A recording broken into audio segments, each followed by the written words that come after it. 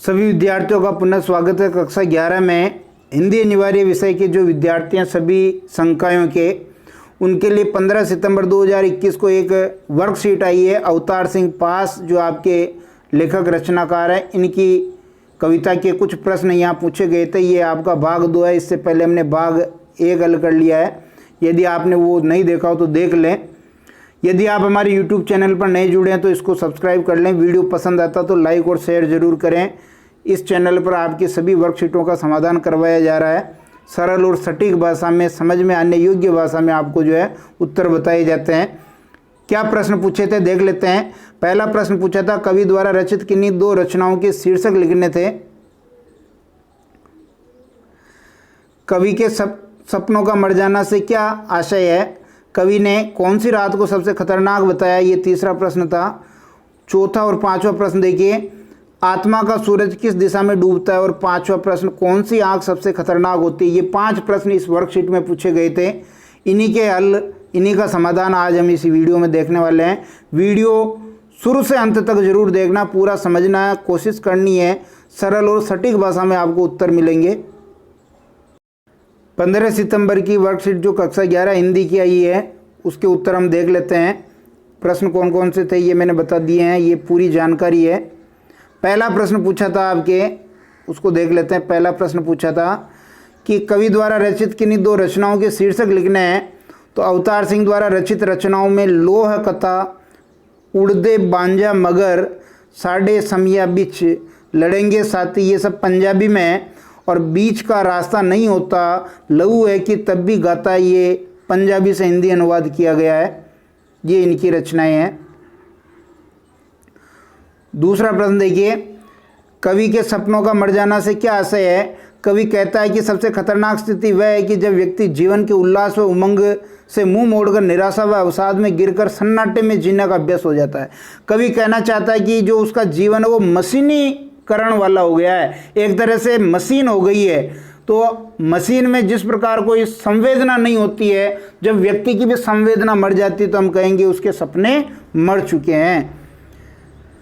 वह घर से काम पर चला जाता है और काम समाप्त करके घर लौट आता है, उसके जीवन का मशीनीकरण हो गया है।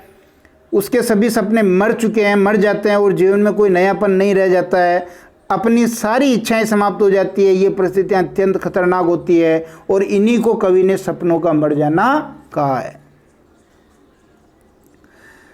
तीसरा प्रश्न देखिए, कवि ने कौन सी रात को सबसे खतरनाक बताया है? उत्तर लिखेंगे, कवि के अनुसार जब किसी जीवित आत्मा के आसमान पर निराशा रूपी रात्रि का घना अंधेरा छा जाता है, उसमें कोई उत्साह नहीं रह जाता है, ऐसी रात बहुत खतरनाक होती है। सीधा सा मतलब है, जिस व्यक्ति के जीवन में निराशा है, हताशा है, वह रात सबसे खतरनाक है। क्योंकि रात तो फिर भी कुछ समय बाद, कुछ घंटों बाद वो अंधेरा उसमें छट जाएगा, लेकिन निराशा और हताशा का जो अंधेरा होता है ये कभी खतरनाक, कभी समाप्त नहीं होता है, इसलिए बहुत खतरनाक होता है। इसलिए आदमी को हमेशा उत्साही होना चाहिए, हमेशा जो है आशा और उम्मीद भरा होना चाहिए। उसके हर कोने चौखट पर उल्लू व गीदड़ों की तरह शोक व भय चिपक जाते हैं, जो कभी निराशा से उभरने नहीं देते हैं। इसलिए ये सबसे खतरनाक रात होती है, निराशा की रात। चौथा प्रश्न देखिए, आत्मा का सूरज किस दिशा में डूबता है? कवि उस दिशा को सबसे खतरनाक बताता है जिसमें आत्मा का सूरज डूब जाए। यहाँ कवि ने आत्मा को सूर्य कहा है। आत्मा सूर्य की तरह मनुष्य को सही गलत का भेद कराती है। किसी विचार रूपी दिशा में जाकर व्यक्ति अपने विवेक को खो बैठता है तथा गलत कार्य करने लगता है। ऐसी स्थिति में समाज में अन्याय का अंधकार छाने लगता है।